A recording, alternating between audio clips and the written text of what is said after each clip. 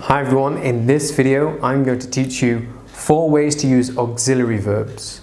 Now these aren't the only 4 ways to use auxiliary verbs, but these are really important to help your conversational English. Alright, so the first way I want to talk about is to avoid repetition. So let's have a look at an example of that. My friend speaks Italian, but I don't speak Italian. Okay, so my friend speaks Italian, but I don't speak Italian. See, speaks Italian, speak Italian. We're repeating ourselves in this sentence. And we don't want to do that because that's long and it's kind of boring. So what can we do? Well, we can get rid of speak Italian. So that goes away. So instead we have my friend speaks Italian, but I don't. Full stop. We don't need to say speak Italian again. And very often we see this use in short answers. So have you ever been to Rome? Yes, I have. So we could say yes, I have been to Rome, but again it's long and we're repeating ourselves. So yes, I have.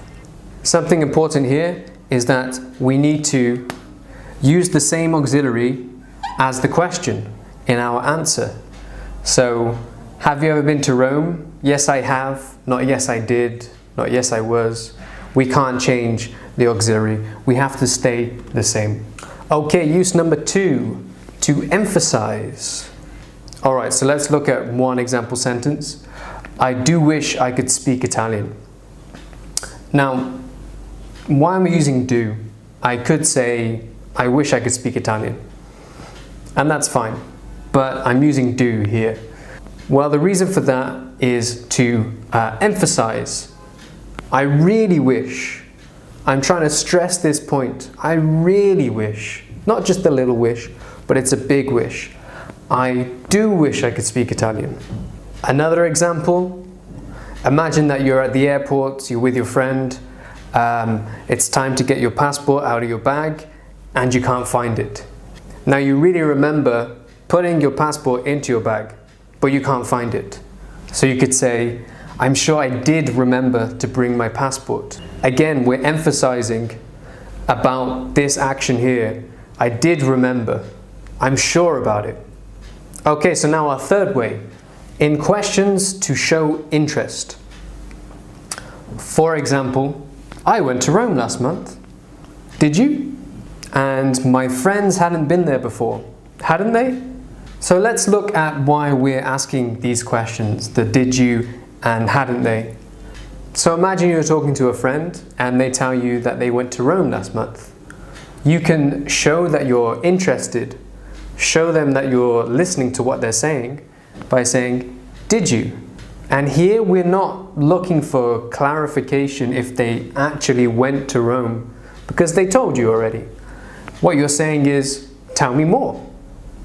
This is something that's very common in spoken English, but there is a little bit of grammar involved. So, we need to look at the tense here.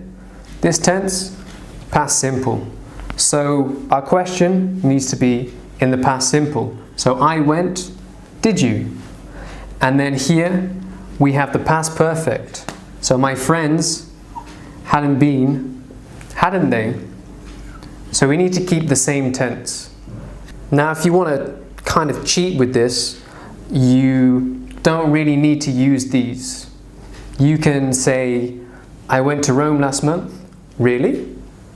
And it has the same effect. If you say really or oh really, it has the same effect as these auxiliary questions. The problem with using really all the time is that there's not much variance. So it's nice to change things around with these auxiliary questions.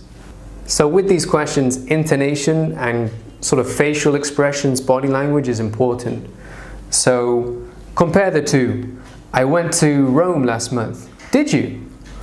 Or I went to Rome last month. Did you? So when you use these questions, you really need to show with your voice and with your body language that you really are interested. Okay, so the last way in this video for using auxiliary verbs is in question tags. For example, the weather in Rome isn't very nice this time of year, is it? And most people there speak English, don't they? So we can see our question tags at the end. Is it and don't they?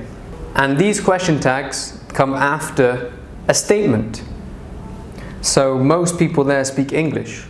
That's a statement. Don't they? Question. Okay, but why are we using question tags? What are they for? Well, the reason we use question tags is to tell our listener, the person we're talking to, that we want them to respond.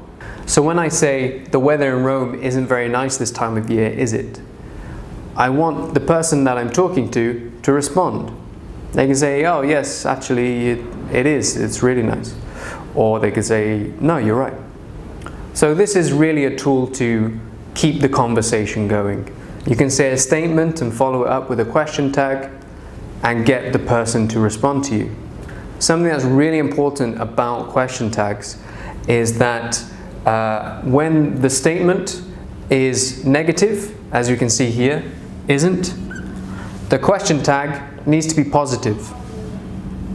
So, isn't in the statement, is it positive? We can't say, isn't very nice this time of year, isn't it? Doesn't work. And the opposite is true.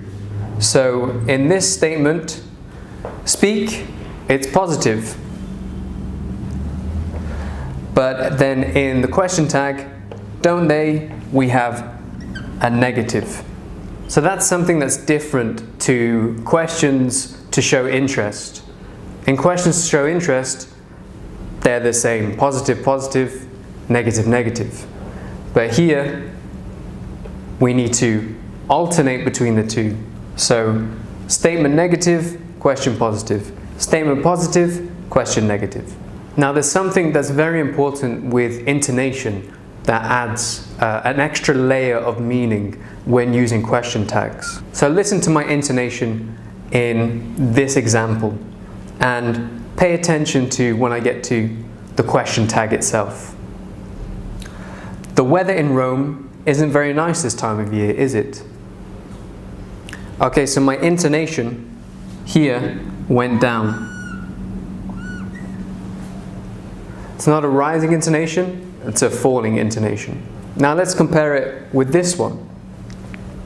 Most people there speak English, don't they?